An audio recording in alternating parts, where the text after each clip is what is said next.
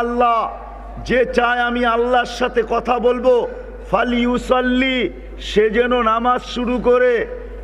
নামাজি আল্লাহর সাথে কথা বলে, মুসাল্লি ইউনাজি রব্বা, নামাজি আল্লাহর সাথে কথা বলে। আজ থেকে 3 বছর আগে যখন আমি তুর পাহাড় দেখতে যাই, তখন ওইখানে যে আমার হাদিস মনে উঠছিল যে মুসা আলাইহিস সালাম কোন পর্বে আল্লাহকে জিজ্ঞাসা করছিলেন, তুকাল্লিমু মাই হাল তুকাল্লিমু আহাদান গায়রি, আল্লাহ আপনি আমার সাথে কথা বলেন, কারোর সাথে কি কথা বলবেন? তো আল্লাহ বলে, মুসা তুমি কোথায়, আমি কোথায়? আমি তুর পাহাড়ের পদদেশে, আপনি চূড়ায় হবেন। তো আল্লাহ বলে, না, বাইনি ওয়া বাইনাকা ৭০ আলফা হিজাব, তোমার আমার মাঝে ৭০,০০০ পর্দা।